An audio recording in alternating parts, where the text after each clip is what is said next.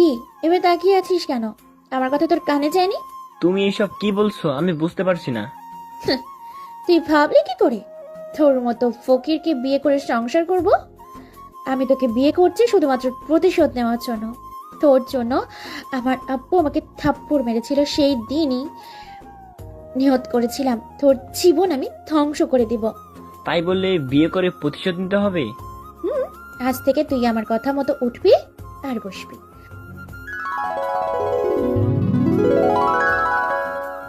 হঠাৎ কিসের সাথে ধাক্কা লেগে যেন পড়ে গেলাম। আমি মাটি থেকে উঠে দাঁড়ালাম। এবার আমি খেয়াল করে দেখি একটা মেয়ে পরে মাটিতে পড়ে আছে। আমি হাত ধরে টেনে তুলতে হাত বাড়িয়ে দিলাম।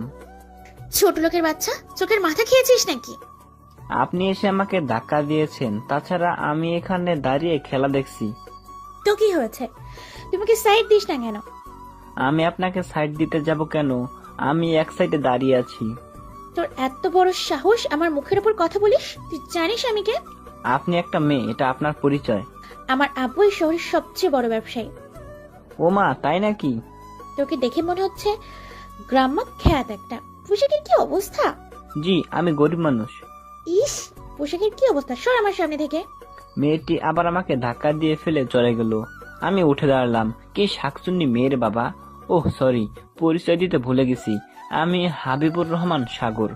আমি গরিব ঘরের ছেলে, অনেক কষ্ট করে শহরে পড়াশোনার জন্য এসেছি। আজ আমার ক্লাসের প্রথম দিন। এর 1 মাস আগে থেকেই ক্লাস শুরু হয়েছে, কিন্তু বাড়িতে সমস্যার জন্য আসতে পারিনি। ক্লাসের দিকে রওনা দিলাম। ক্লাসে এসে একটা বেঞ্চে বসলাম। তখন একটা ছেলে বলল, হাই, আমি রাফি। আমি হাবিবুর রহমান, আমি গ্রাম থেকে এসেছি। তোমাকে দেখলাম হাবিবার সাথে ঝগড়া করতে।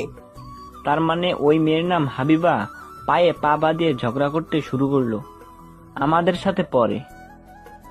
আমাদের কলেজের সবচেয়ে অহংকারী মেয়ে। বাবার টাকা আছে বলেই কাউকে মানুষ মনে করে না। আমি গরিব বলে আমার কোনো বন্ধু নেই। এতদিন পর তোমাকে পেলাম। রাফি, তুই আমাকে তুই করে বলতে পারিস। ওকে। কিছু পর স্যার এলো। তোমাকে নতুন মনে হচ্ছে। এতদিন কোথায় ছিলে? জি স্যার, আমাদের বাড়িতে একটু সমস্যা ছিল, তার জন্য আমি আমার গ্রামে ছিলাম। ঠিক আছে, আর যেন কোনো ক্লাস মিস না হয়। তা তোমার নাম কি? হাবিবুর রহমান সাগর, সবাই আমাকে সাগর বলে ডাকে। শেষ করে আমি রাফি ক্যাম্পাসে দাঁড়িয়ে আছি। পড়ায় মন দাও। কি হয়েছে, তুমি দাঁড়িয়ে আছো কেন? এই শয়তান ছেলে, তুই আমার নামে নকল করছিস কেন? দেখেন আমি আবার কি করছি। আমার নাম হাবিবা রহমান নদী। হাবিবা তোর নামে নকল করতে যাবে কেন? তোর তো ওটাই। তুই চুপ থাক নীলিমা। আচ্ছা, এখন বাড়ি যাওয়ার লেট হয়ে যাচ্ছে। দূর, কি একটা ঝামেলা। তুই কোথায় উঠেছিস? আমি একটা পাশের মেসে উঠেছি আর পার্ট টাইম একটা কাজ জোগাড় করছি। আসলে আমরা অনেক গরিব ঘরের ছেলে, আব্বুর পক্ষে আমার পড়াশোনার খরচ চালানো সম্ভব না। ভালোই করেছিস। আমি আব্বুর চায়ের দোকান চালাই। ওহ চলি রে, আমার দুপুরের পরে কাজে যেতে হবে। ওকে, চল। আমি আর রাফি হাঁটতে হাঁটতে মেসে আর রাফি বাড়িতে চলে এলো। ভাইয়া, আপনাদের রান্না করে রান্না ঘরে রাখছি। ভালো করছেন। ভাইয়েরা কি অফিস থেকে দুপুরে খেতে আসে? এসে খাওয়া দাওয়া সেরে আবার চলে যায়। আপনি এখন যেতে পারেন। আমি রুমে এসে ফ্রেশ হয়ে নিলাম, তখন হৃদয় ভাই এলো। সাগর, কি অবস্থা? নতুন কলেজ কেমন লাগছে? অনেক ভালো লাগছে। আচ্ছা চল, এখন দুজনে খাওয়া যাক, বাকিরা একটু পর চলে আসবে। ওকে। আমি আর হৃদয় ভাই খেতে শুরু করলাম। খেতে খেতে রনি ভাই, নীল ভাই এলো। তোরা দেখি খেতে বসে গেছিস, আমি তোদের সাথে যোগ দেই। ভালো করে কাজ করবে, কখনো কোনো খদ্দার সাথে খারাপ ব্যবহার করবে না। আচ্ছা ভাই। যাও, কাজে মন দাও। ভাই, আমাকে 1 কেজি আটা আর আধা কেজি চিনি দেন। আচ্ছা ভাই, আপনি একটু অপেক্ষা করুন, আমি আটা আর চিনি খরিদ্দারকে দিলাম। ভাই, কত টাকা হয়েছে? বেশি না, মাত্র 60 টাকা হয়েছে। আপনি ক্যাশ কাউন্টারে টাকা দিয়ে দেন। আচ্ছা। আপনি কি নিবেন? আরে তুই, এই শয়তান ছেলে, এদিকে আয়। আমার জন্য 3টা আইসক্রিম নিয়ে আয়, লেচি ফ্লেভার। আচ্ছা, আমি আইসক্রিম নিয়ে এলাম। আপনার আইসক্রিম ধরেন। আমি আইসক্রিম নিব না। আমি কোন আইসক্রিম নিব? তাড়াতাড়ি আমার জন্য নিয়ে আয়। জি, এখনই নিয়ে আসছি। আমি কোন আইসক্রিম নিয়ে এলাম? এইগুলা আমাকে ব্যাগে করে দি, আর আমার জন্য একটা পেন্সিল নিয়ে আয়। কয় লিটারে নিয়ে আসবো? তুই আমাকে জিজ্ঞেস করছিস কয় লিটারের? তোর সাহস তো কম নয়। সাহসের কি হলো? তুই চুপ। কি হয়েছে ম্যাম? আমার কাছে জিজ্ঞেস করছে কয় লিটার পেপসি নিব। কিছু মনে করবেন না, ও নতুন এসেছে। সাগর 250 মিলি একটা পেপসি দে। ওকে ভাই, আমি পেপসি দিলাম। হাবিবা বিল পরিশোধ করে চলে গেল। তুমি কিছু মনে করো না, এই মেয়ে এখন বাবার টাকার অহংকার দেখায়। আমাদের প্রতিদিনের কাস্টমার, আমাদের দোকানের সামনে যে বাড়ি দেখা যাচ্ছে ওটা ওদের বাড়ি। তুমি ওর সাথে ভালো ব্যবহার করবে। ওকে ভাই। হাসি ছাড়া একটি দিন মানে সেই দিনটাই নষ্ট। আমি আমার মতো কাজে ব্যস্ত হয়ে গেলাম। রাতে দোকান থেকে ফিরে এলাম। ছোট ভাই, দোকানে সেলম্যান হিসেবে কাজ করতে সমস্যা হচ্ছে না তো? না ভাই, প্যাকেটের গায়ে সব দাম লেখা আছে, তার জন্য তেমন কোনো সমস্যা নেই। খাওয়া দাওয়া সেরে ঘুমিয়ে পড়ো। আচ্ছা। আমি খাওয়া দাওয়া সেরে রুমে এসে ঘুমিয়ে পড়লাম। পরের দিন খুব ভোরে হয়েছে? ঘুম তুমি থেকে দাঁড়িয়ে উঠে আছো পড়তে কেন? শুরু করলাম। রাতে ক্লান্ত হয়ে যাই। হাবিবের পড়া পাশে শেষ জায়গা করে আছে, ফ্রেশ হয়ে ওখানে নাস্তা বসো। শেষ করে কলেজে এলাম। কি অবস্থা তোর? বসো বলছি, ভালো। না হলে ক্লাস শুরু হতে আর কত মিনিট বাকি আছে? 2 মিনিট আছে, চল ক্লাসরুমের দিকে। কোথায়? বাসায় জায়গা নেই? কি হয়েছে? ওখানে আমি এত এদের কথা মতো হচ্ছে খ্যাত কেন? ছেলেদের সাথে বসবো না। চুপ করে ক্লাস করো। ওকে, বসছি। শেষ পর্যন্ত একটা ফকিরের বাচ্চার সাথে বসতে হচ্ছে। ইস, গা দিয়ে গন্ধ বের হচ্ছে। ফকিরের বাচ্চাদের সাথে বসতে হবে না। মুখে মুখে কথা। কিছু না স্যার। এক এক করে ক্লাস শেষ করে ক্যাম্পাসে এলাম। তোর কাজ কেমন চলছে? ভালো। তবে আমি যেখানে কাজ করি সেখানে হাবিবাদের বাড়ি। তাহলে তোকে বিরক্ত করে থাকে? আমি মেসে এসে ফ্রেশ হয়ে খাওয়া দাওয়া সেরে নিলাম। তারপর দোকানে এলাম। তুমি কাজ করতে শুরু করো, আজকে যেন কোনো ঝামেলা না হয়। ওকে, আমি কাজে ব্যস্ত হয়ে পড়লাম। আমার কিছু জিনিস লাগবে। আমি আপনাকে কি সাহায্য করতে পারি? আপনি এই মেনু অনুযায়ী দেন। আমি মেনু অনুযায়ী জিনিসগুলো দিলাম।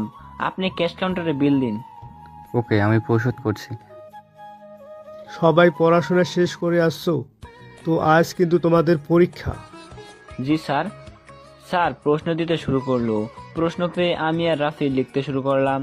স্যার, এই প্রশ্নের উত্তর বুঝতে পারছি না, যদি একটু বুঝিয়ে দিতেন। এখন পরীক্ষায় কাউকে কোনো প্রশ্ন বুঝিয়ে দিতে পারবো না, নিজ ইচ্ছায় পরীক্ষা দাও। স্যার এক্সট্রা পেপার দেন। স্যার আমাকে পেপার এনে দিল। পরীক্ষা শেষ করে বাইরে এলাম। তুই তো ভালো পরীক্ষা দিয়েছিস, তোর রেজাল্ট অনেক ভালো হবে। এখনো অনেক পরীক্ষা বাকি আছে। এক এক করে পরীক্ষা শেষ হয়ে গেল। রেজাল্টের দিন চলে এলো। একদিন দোকানে কাজ করছি, তখন মফিজ স্যার এলো। সাগর, তুমি এখানে কি করছো?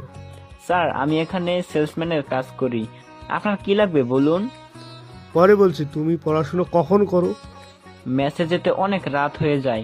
রাতে খাওয়া দাওয়া সেরে ঘুমিয়ে পড়ি। খুব ভোরে ঘুম থেকে উঠে পড়তে শুরু করি। আর যখন খরিদ্দার থাকে না তখন একটু বই পড়ি। ভালো, আমাকে এই মেনু অনুযায়ী জিনিসগুলো দাও। আপনি একটু অপেক্ষা করুন, আমি আপনার জিনিসগুলো দেওয়ার ব্যবস্থা করছি। আমি জিনিসগুলো স্যারকে দিলাম। বিল কোথায় দেব? ক্যাশ কাউন্টারে বিল দিন। স্যার চলে গেল। আমি কাজ শুরু করলাম। রাতের দিকে হঠাৎ হাবিবা এসে হাজির হলো। এই শয়তান ছেলে, এদিকে আয়। জি, কিছু বলবেন? আমাকে এক্ষুনি আইসক্রিম আর চিপস নিয়ে আয়। কোন চিপস নিয়ে আসবো? ফকির বাচ্চা, তুই জানিস না আমি কোন চিপস খাই? ওকে। আমি হাবিবাকে আইসক্রিম আর চিপস এনে দিলাম। হাবিবা চলে গেল। পরের দিন কলেজে আমাদের রেজাল্ট দেওয়ার অনুষ্ঠান শুরু হলো। আমি খুব গর্বের সাথে বলছি, এই কলেজের সবচেয়ে বেশি নাম্বার পেয়েছে হাবিবুর রহমান। আমি মফিজ স্যারের কাছ থেকে শুনেছি হাবিবুর অনেক কষ্ট করে পড়াশোনা করে, আর কলেজে দ্বিতীয় হয়েছে হাবিবা রহমান। অনুষ্ঠান সম্পূর্ণ হয়ে গেল। আমি কিছু গিফট পেয়েছি। তোর জন্য আমি কলেজে ফার্স্ট হতে পারিনি, আমি তোকে দেখে নিব। আপনি পরের বার চেষ্টা করবেন। এত অহংকার দেখানো ভালো না। কি? আমি অহংকার করি? আমার বাপের যা টাকা আছে আমি তাই নিয়ে অহংকার দেখাবো, তাতে তোর কি? ভালো করে পড়াশোনা করতে পারতেন, তাহলে কলেজের প্রথম হতে পারতেন। তুই উড়ে এসে আমার উপর বসাচ্ছিস, আর এর পরিমাণ কিন্তু ভালো হবে না। সরেন তো, আমার কাজে দেরি হয়ে যাচ্ছে। করবি তো সেই সেলসম্যানের কাজ। মনে হচ্ছে উনি যেন বিশ্ব ব্যাংকে চাকরি করেন। ও মা, তাই নাকি? তাহলে তো অনেক ভালো। আমার লেট হয়ে যাচ্ছে, এজন্য আমি হাবিবাকে ধরে একটু সাইডে সরিয়ে দিয়ে চলে এলাম। তুই আমার গায়ে হাত দিয়েছিস, আমি তোকে ছাড়বো না। আমি ওর কথায় কর্ণপাত করলাম না। আমি সোজা ম্যাচে চলে এলাম, ফ্রেশ হয়ে খেতে বসলাম। তাই তো, তুই আমাদের কিছু বলিস না কেন? ভাই, আমার কাছে টাকা নাই, আজ দোকান থেকে কিছু টাকা পাবো, তাই দিয়ে মিষ্টি নিয়ে সারপ্রাইজ দিতে চেয়েছিলাম। তোকে অযথা টাকা খরচ করতে হবে না, অনেক কষ্ট করে তুই পড়াশোনা করিস, পারলে ওই টাকা দিয়ে বই কিনে পড়িস। রনি ঠিক কথা বলেছে, তুই মুখে বলেছিস এতেই অনেক। আচ্ছা, আমি খাওয়া দাওয়া সেরে রুমে এসে একটু বিশ্রাম নিলাম, তারপর দোকানে এলাম। ভাই, আমার এই মেনু অনুযায়ী জিনিসগুলো দেন। আচ্ছা, আমি জিনিসগুলো দিলাম। সন্ধ্যার সময় হাবিবা আর একটা ভদ্রলোক দোকানে এলো। আমাকে মেনু অনুযায়ী জিনিসপত্রগুলো দাও। আপনি একটু অপেক্ষা করুন। কি বলি তুই? আমার আব্বু অপেক্ষা করবে? তুই কিন্তু বেয়াদব হয়ে গেছিস, মানুষের সাথে কেমন আচরণ করতে হয় ভুলে গেছিস। মেনু দেখে জিনিসপত্র দিতে একটু দেরি হবে। ফকিরের বাচ্চার সাথে এরকম আচরণ করতে হয়? চুপ, একদম চুপ। সবকিছু দেওয়া হয়ে গেছে। বাবা, তুমি কিছু মনে করো না। আমি কিছু মনে করিনি, খরিদ্দার লক্ষ্মী হয়। আমার বিল কত হয়েছে? স্যার, আপনার 10,000 টাকা হয়েছে। এই নাও, কিন্তু এত জিনিসপত্র কি করে নিয়ে যাব? আমি দোকান থেকে কাউকে দিয়ে দিচ্ছি। সাগর, জিনিসগুলো একটু দিয়ে আয়। আচ্ছা, আমি হাবিবাদের পিছন পিছন ওদের বাড়িতে এলাম। রহিম ভাই, এই ছেলের কাছে থেকে নাও। রহিম চাচা আমার কাছ থেকে জিনিসগুলো নিয়ে রাখলো।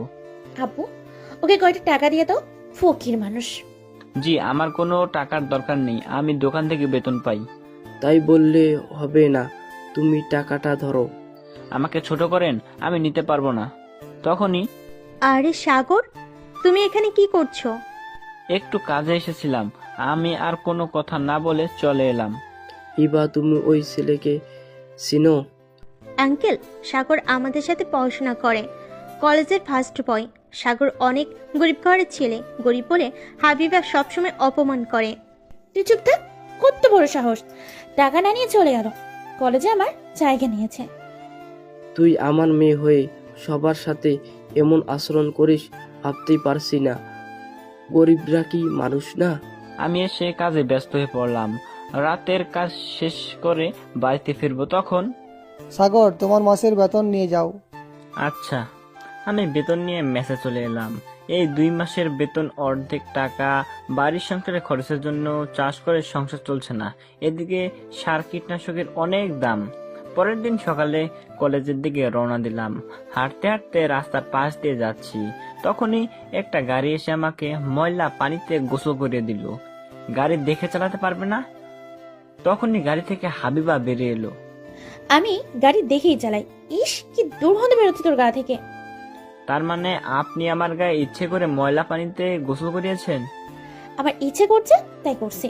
দেখলাম একটা খ্যাত ছেলে হাঁটতে হাঁটতে যাচ্ছে, পাশে ছিল পানি। থাক তুই, আমি চলি। হাবিবা হাঁটতে হাঁটতে গাড়ির দিকে যাচ্ছিল, আমি পা দিয়ে ল্যাং মারলাম। ওরে, পড়ে গেলাম। হাবিবা আমাকে ধরলো, আমি আর হাবিবা সেই ময়লার পানিতে পড়ে গেলাম। আমাকে ছাড়েন বলছি। তুই আমাকে ফেলে দিলি কেন?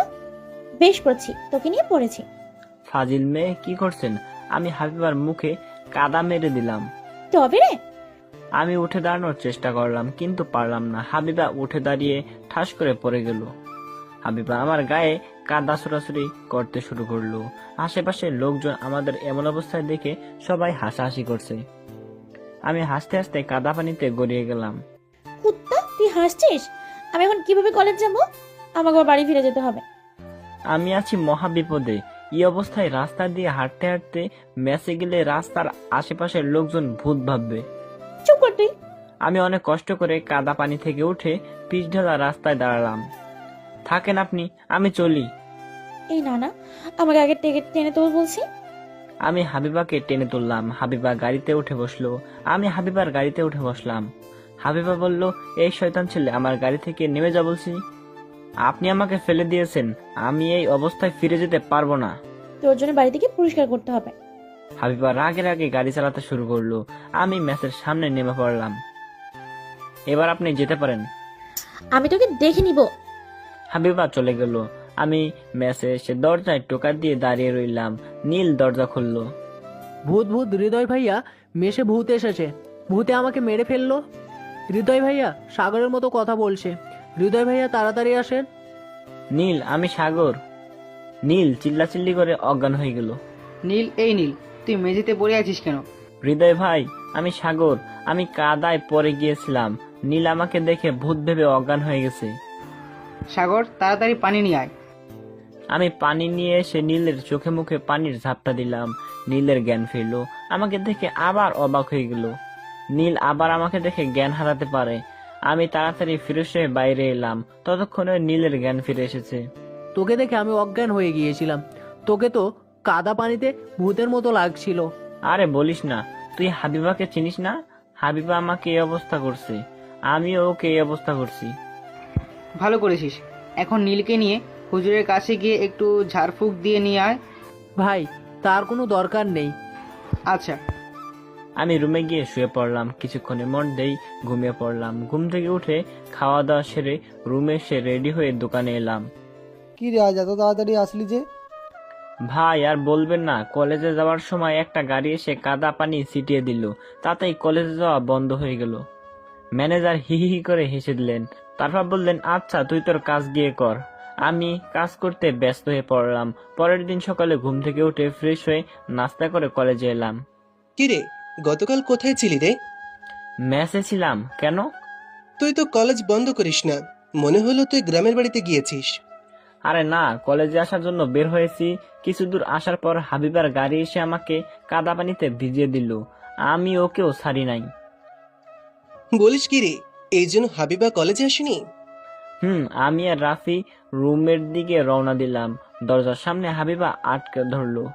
তোর জন্য আমি গতকাল কলেজে আসতে পারি নাই। আমার কত বড় ইম্পর্টেন্ট ক্লাস মিস হয়ে গেছে। লেহালুয়া, আমার জন্য তাই না? নিজে যদি আমাকে না কাদায় ফেলতেন তাহলে ক্লাস করতে পারতেন। আমি তোকে দেখে নিব। দেখার কি আছে, সামনেই তো আছি। পা থেকে মাথা পর্যন্ত দেখতে থাকেন। ও, তোরও না কোনো কিছুতেই কম না। স্যার আসছে, ক্লাসে চল। এইবারের মতো ছেড়ে দিলাম। আরে জানতো। আমি আর কোনো কথা না বলে রুমে ঢুকলাম।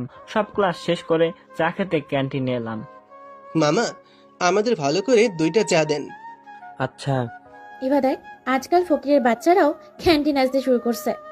আচ্ছা, তুই একটা কথা বলতো, সাগরের সাথে ঝগড়া না করলে তোর ভালো লাগে না? কি বলতে চাস তুই? আমি সারাদিন শয়তানের সাথে ঝগড়া করি? কিছু না, চল বাড়িতে যাই। আমি পড়ে যাব। পারলে তুই এখন যেতে পারিস।